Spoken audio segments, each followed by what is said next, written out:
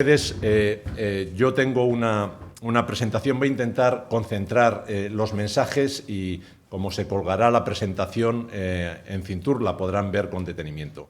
Pero hay dos mensajes que sí me gustaría trasladar y es, uno, el sector turístico está desarrollando una competitividad que ha sido reconocida como Antonio ha expresado de manera internacional, al concebirse como el primer sector, la primera industria competitiva en el mundo dentro del sector turístico.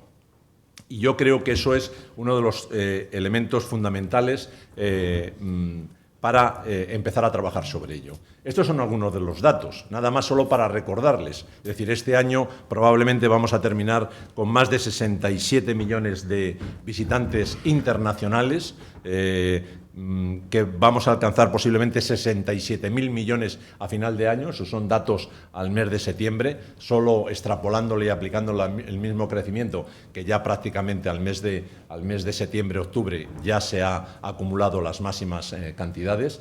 Pernoctaciones lo mismo, pero insisto solo en mencionar dos aspectos que a mi juicio son básicos, que son los de rentabilidad hotelera. Tanto el ADR como el REVAP han generado crecimientos muy sustanciales. Quiere decir, y todo es bien reconocido, que el sector turístico 2015 en España va a ser un año excelente. Lo dice Exceltour, que dice que ha sido el mejor verano en los últimos 15 años. Lo dice la CEAT, que menciona en su último barómetro que va a ser el mejor invierno posiblemente de los últimos 10 años. Por lo tanto, un año excelente. Y nos preguntamos ¿por qué ha sido esto? Pues hay una serie de ventajas que todos conocemos. Oye, se han saneado los balances de las empresas, se ha generado una optimización de su eficiencia operativa, etcétera, etcétera.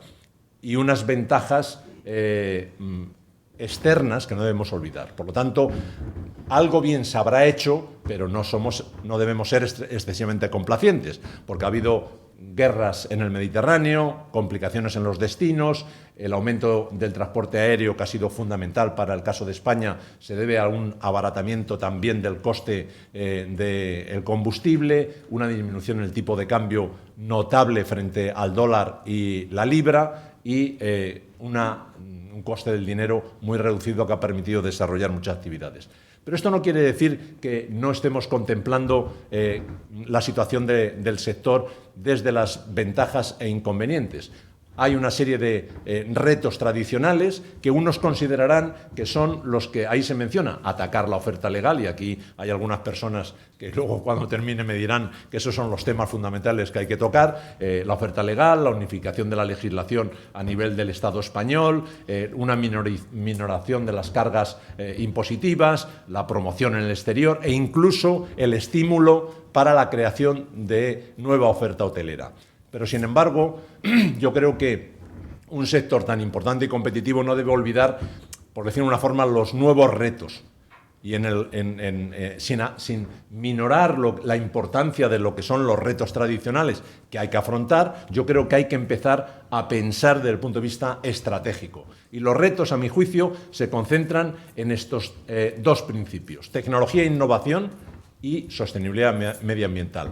Pero esos dos grandes retos no pueden ser desarrollados sin dos principios: el principio de la calidad del servicio y el principio de la formación de los recursos humanos del sector. Por lo tanto, yo creo que esos cuatro pilares son los básicos que van a permitir mantener la competitividad internacional del sector turístico. Es probable que si no hacemos esto, que en futuros años la competitividad caiga como cayó en años pasados. Yo voy a discrepar de lo que ha mencionado Antonio sobre la capacidad de la innovación turística en el sector. Y voy a discrepar aún asumiendo que el sector turístico tiene una capacidad de arrastre en todos los sectores de la economía donde se desarrolla mucha I+D y que posiblemente tenga repercusión en el sector turístico. Pero la realidad es que cuando tú mides, y es un elemento muy importante dentro de los sectores, la posición del I+D, en el caso de España, es muy limitada y además decreciente. por motivos de la crisis, pero en el sector turístico es particularmente relevante.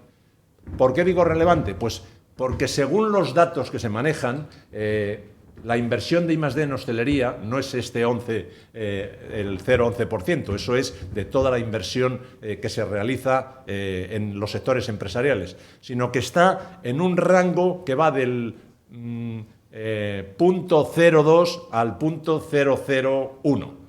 Según los datos que Estadística publica, ya bien sea en las encuestas de empresas o bien sea en la estadística de innovación. Y yo digo, ¿es esto un hecho relevante? Y se puede contestar, es que la innovación no se desarrolla en el sector, se desarrolla en otros sectores proveedores del sector turístico. El sector turístico es consumidor y no productor. Pero, sin embargo, si lo comparamos con otros sectores parecidos, por ejemplo, el del comercio, se podrían utilizar los mismos argumentos. Es decir, el comercio también es un sector que depende de una gran capacidad de proveedores y no desarrolla mucha innovación interna. Bueno, pues incluso comparándonos con el comercio, desgraciadamente, estamos en inferioridad de condiciones. Yo, en este sentido, no soy complaciente con el desarrollo de la innovación en el sector turístico. Creo que hay que hacer un mayor esfuerzo, pero no solo por las necesidades del sector, sino porque es que en eso se juega la competitividad del sector hotelero, del sector de la restauración, del sector del transporte, etcétera, etcétera. También es cierto, aquí hablamos de inversión en hostelería. Si habláramos del sector turístico en su conjunto, el transporte sí desarrolla una gran parte de esa innovación. Por lo tanto, hay que tener mucho cuidado. Uno de los mensajes que quisiera lanzarles es: tenemos que empezar a medir el I+D dentro del sector turístico, identificando de dónde procede. Y así podremos decir si se hace o no se hace innovación en el sector turístico. Hoy por hoy, la información que tenemos disponible es que no se hace.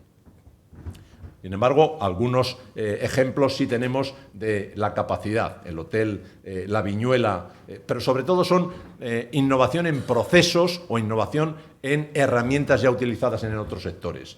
Otro ejemplo es el VLC de Valencia, clarísimamente, que está desarrollando mucha capacidad innovadora, la optimización de la gestión operativa con las mesas táctiles y las TPVs virtuales, etcétera, etcétera. Por lo tanto, desde el punto de vista de la innovación, queda reto. El segundo reto, creo que es muy importante y que tenemos que insertar en el ADN del sector de la hostelería, las exigencias medioambientales. Exigencias fundamentalmente que vienen desde la perspectiva de reducir los consumos que afectan al medio ambiente.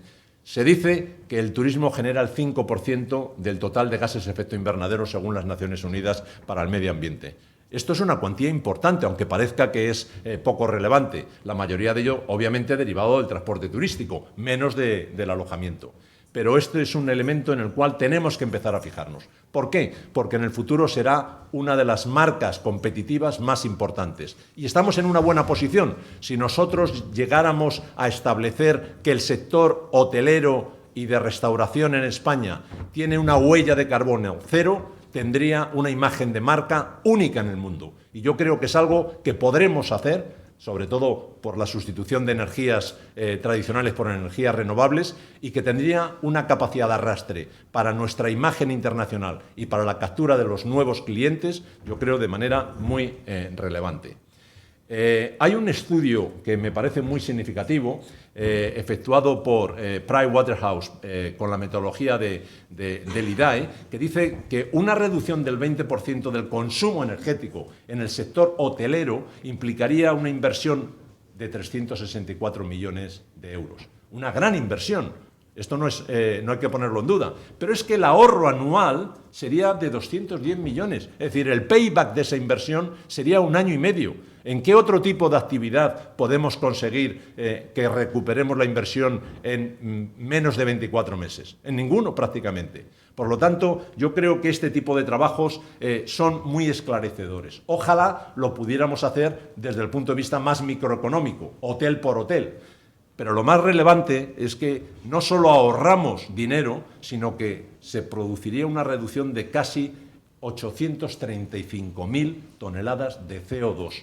Quiere decir que perfectamente la hotelería española podría tener huella de carbono cero a medio plazo. Y esto es un reto que tendríamos que intentar alcanzar porque nos daría no solo credibilidad, pero además también nos daría rentabilidad, que es lo más importante.